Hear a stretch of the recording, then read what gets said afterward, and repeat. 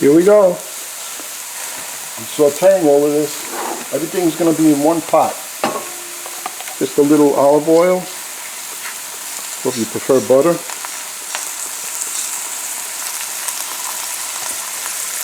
There's the chicken thigh. So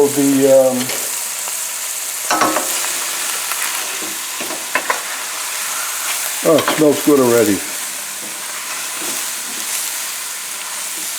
The chicken is going to get cooked in here, along with the Garbonzo beans. I'm just going to, oh, I love that aroma of the Garam Masala. So the Garam Masala is in there, the Tumeric, and this is going to be salt to taste, but I'm going to put in there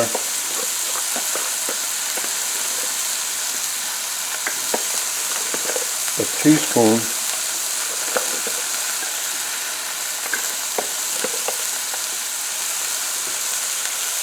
and the pepper. Doesn't matter when I put the pepper in, but I'll put it now. I usually run the same thing. 1 teaspoon of salt, half a teaspoon of pepper. But that's to your taste. My wife always adds salt. Me, salt's not good for you, so I tend to keep it away. I'm leaving the skin on the chicken for flavor. You don't have to. I shouldn't, but there it is. Boy, does that smell good. The Garbonzo beans have been soaked overnight, and the right way to do it, because I was reading up on Garbonzo beans only, not the other beans, but it's the same.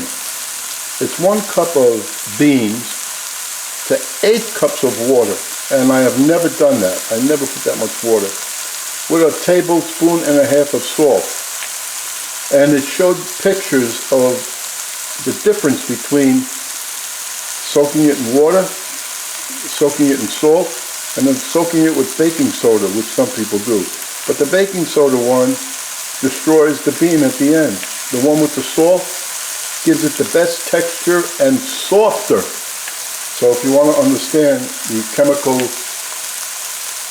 reason for this, Google it. So everything's going to go in here except for the potatoes. I'm putting potatoes in there because I didn't want to put rice in there like I always do, even though rice should go with that. And I'm going to put enough water in there, or if you want chicken stock, but I think I'm going to get flavor from that bread. And then when the chicken is done, I'm going to take it out and I'm going to break it apart. Now that's just enough.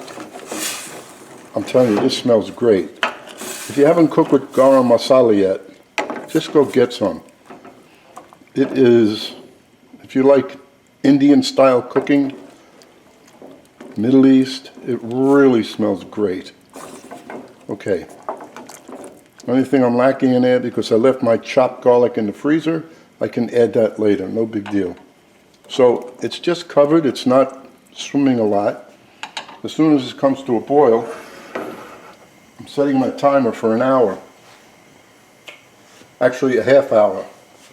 After a half hour, I'm going to add the potatoes. So this whole mess here should take an hour, if you believe what they say. And sometimes I do. I'm covering that so it comes to a boil. After it comes to the boil, no rapid boiling. The lowest boil you could have. You don't want it to reduce a lot. And it doesn't cook it any faster if you cook it rapidly or slowly. The temperature of the water maintains the same. Now if you're going to cook in a pressure cooker, it'll be done in half the time, less than half the time.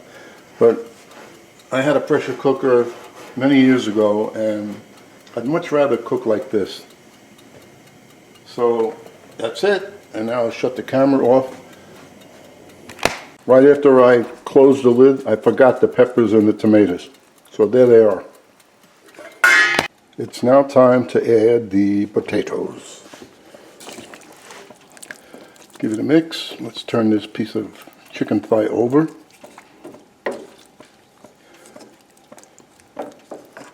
And that takes care of that part. Half hour from now, we should be done. If it looks like this, and there's only 20 minutes left to cook, then what we have to do is keep the lid off and let it bubble like that. Steady bubbling. In 20 minutes that should reduce. At 45 minutes I took the chicken thigh out, shredded it up, dice it up, whatever you like, and now it's an hour and 5 minutes. I'm going to put all of the chicken back in. You know, when you look at the thigh, it doesn't look like it has a lot of meat on it, but surprise, surprise.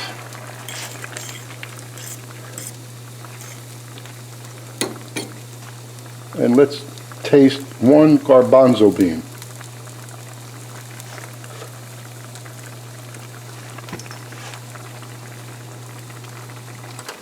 Cooked. Now since I tasted that, I know the flavor. So we have to add some more salt. But the spices that are in there really taste good. Oh. Going to add, now you add this to taste, your taste. I'm going to add a teaspoon. So whatever I have on the recipe, I have to remember to add a teaspoon to that.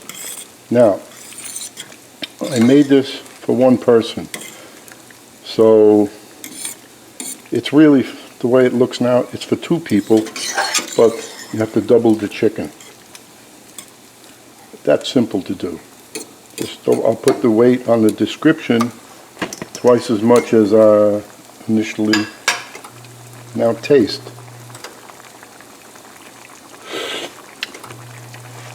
Oh, that's a lovely flavor. Wow. And it has a bite in my throat. That's good. I thought I was going to have to add pepper, but I don't think so. So, we said an hour and 5 minutes.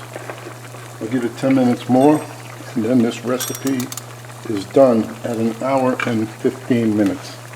So that's the end of the timing. Now the last, those are dried peas and the cilantro. Give that a mix, and then I can sit down and eat. Oh, that's perfect now.